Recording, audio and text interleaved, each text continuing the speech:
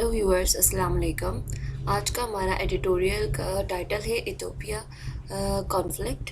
Ethiopia एक country है जो अफ्रीकन कॉन्टिनेंट के अंदर है। मैं आपको उसका मैप दिखा देती हूँ। ये इथियोपिया यहाँ पर है अफ्रीकन कॉन्टिनेंट के अंदर, जिसके सराउंडिंग में Somalia, Yemen, Sudan, south Sudan, Uganda, Kenya ये सब आते हैं। ठीक है। ये जो एडिटोरियल है इथियोपिया से रिलेटेड है और इसके अंदर ज़िक्र आएगा इथियोपिया की दो स्टेट्स का। एक है टिग्रे और दूसरी है इसका कैपिटल एडिस अबाबा, ये रहा। ठीक है, अब हम स्टार्ट करते हैं अपना एडिटोरियल को। Violence has flared in Ethiopia over the last several days as an internal conflict has pitted the country's Tigray state against the federal government in Addis Ababa. Violence, हंगामा, लड़ाई झगड़े शुरू हो चुके हैं, बहुत फ्लेयर्ड मतलब इंटेंसिटी के साथ, शिद्दत के साथ इथियोपिया के अंदर पिछले कुछ दिनों में। एज एन इंटरनल कॉन्फ्लिक्ट, उनके अपने अंदरूनी मसाइल की वजह से झगड़े हुए हैं, अंदरूनी झगड़े हैं, कंट्री के अंदर के झगड़े हैं, कोई इंटरनेशनल कॉन्फ्लिक्ट नहीं है। Has pitted the countries Tigray state against the federal government. Pitted मतलब हाँ, मार्क करना। तो ये कॉन्फ्लिक्ट ऐसे है जिसने कंट्री की टिग्रे स्टेट, एक टिग्रे सिटी है, वो उसको खड़ा कर दिया किसके against? Federal government. Federal government कहाँ है? कैपिटल में, इथियोपिया के। इथियोपिया का कैपिटल है Aedes अबाबा। While the party that controls Tigray says it has fired rockets into neighboring state, Amnesty International has observed that a massacre involving scores, likely hundreds of people, has occurred in town of Mahikadra. Mahikadra Tigray का ही एक town है, Tigray एक state है, जैसे यहाँ city होता है, उसके अंदर एक टाउन है जिसका नाम है माइकाद्रा। तो कह रहे हैं कि जो पार्टी कंट्रोल करती है टिग्रे स्टेट को, अभी आगे आपको पता भी लगेगा, उसका नाम इसी में आ रहा है, TPLF उसकी शॉर्ट फॉर्म है, टिग्रे पीपल्स लिबर्टी फ्रंट, ये उसकी फुल फॉर्म है। तो वो पार्टी है, वो कंट्रोल करती है टिग्रे को। उसने कहा कि रॉकेट्स फायर किए गए हैं उसकी नेबरिंग स्टेट के अंदर, जो कि एमनेस्टी इंटरनेशनल एक ऑर्गेनाइजेशन है, उसने भी ऑब्जर्व किया कि मैसेकर हो रहा है। मैसेकर मतलब कि बहुत सारे लोगों का एक साथ कत्ल, जिसके अंदर हंड्रेड्स ऑफ पीपल इन्वॉल्व हैं, जिनको जो विक्टिमाइज हुए हैं, जिन्हें कत्ल किया गया, has occurred in the town of माइकाद्रा। और ये हुआ कहाँ पर है? टिग्रे की स्टेट है, स्टेट कह रही हूँ, टाउन है माइकाद्रा, वहाँ पर हुआ है। The violence risk destabilizing Ethiopia internally,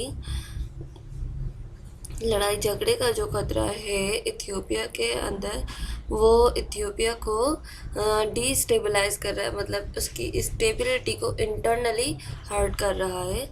and also has the potential to spread the rest of Africa, east Africa, और इतना पोटेंशियल अपने अंदर रख रहा है कि वो बाकी के ईस्ट अफ्रीका को भी नुकसान पहुंचा सकता है, वहाँ तक भी ये झगड़ा पहुंच सकता है। Opponents of the government say that they may target neighboring Eritrea.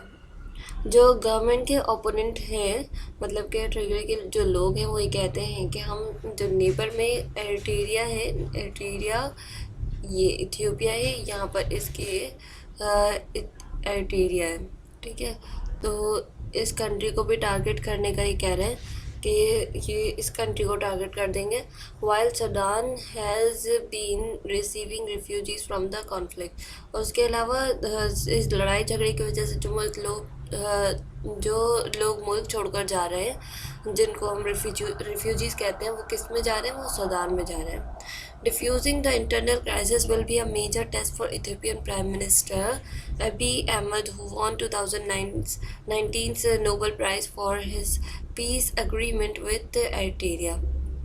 इससे पहले एरिट्रिया से जो फसादात होते रहे हैं वो भी इथियोपिया के कॉन्फ्लिक्ट्स का एक पार्ट रहे हैं। तो इसमें कह ये रहे हैं कि डिफ्यूजिंग मतलब होता है कम करना। तो इस इंटरनल क्राइसिस को कम करना इथियोपिया के प्राइम मिनिस्टर अबी अहमद के लिए एक बहुत बड़ा टेस्ट है, जिन्होंने 2019 में नोबेल प्राइज़ भी अचीव किया है।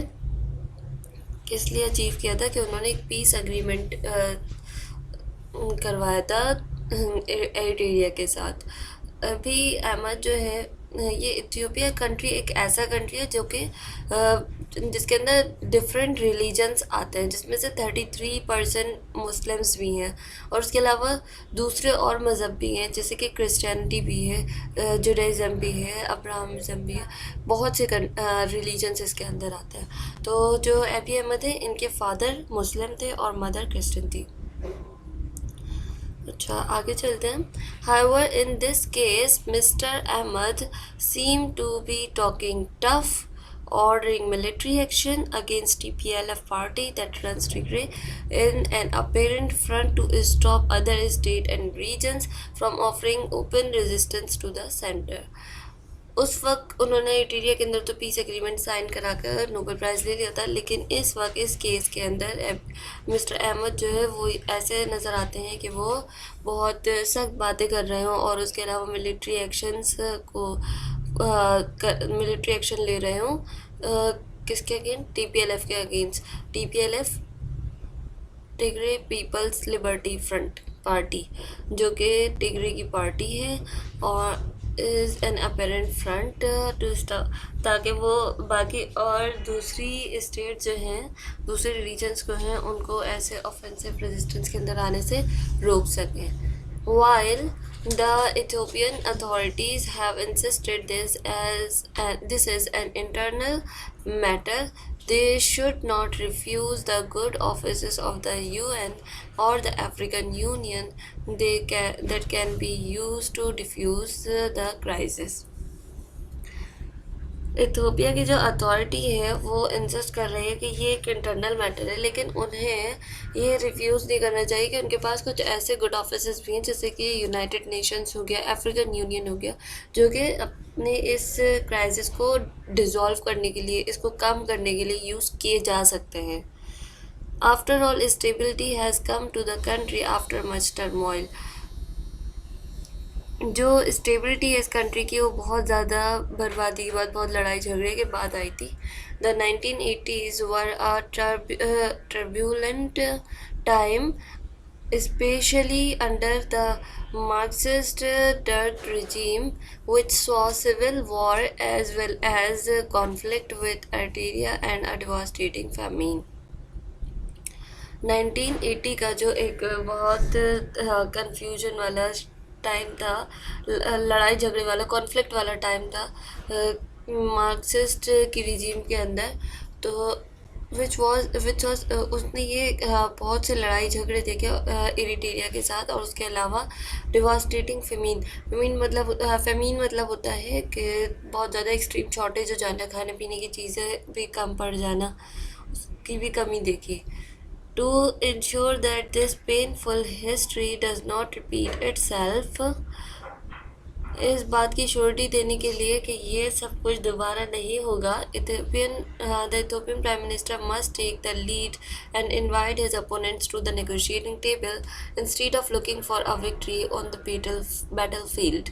तो प्राइम मिनिस्टर जो है इथियोपिया के, उन्हें चाहिए कि वो अपने ओपोनेंट्स को एक नेगोशिएशन की तरफ लेकर आएँ, ना कि वो किसी जंग की फतह की तरफ देखें। जंग की तरफ मामला ना जाए, लड़ाई झगड़े से हटकर वो बातचीत के ज़रिए हल होने वाला मामला हो जाए।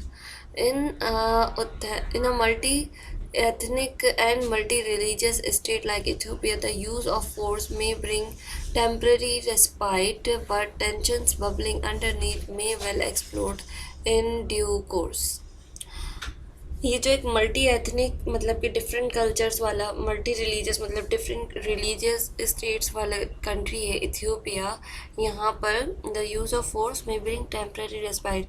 फोर्सेस जो हैं वो बहुत थोड़ी सी देर के लिए कोई रेस्ट लेकर आ सकती है इस लड़ाई झगड़े में, लेकिन जो टेंशन का बबल बनता जा रहा है वो एक्सप्लोड हो जाएगा इस तरह से किसी न किसी दिन। Also, Ethiopia's internal stability is more important for entire Horn of Africa, as in neighboring Somalia. The world has witnessed how horribly things can go wrong. Should conflict aided to the collapse of the state continue unabated.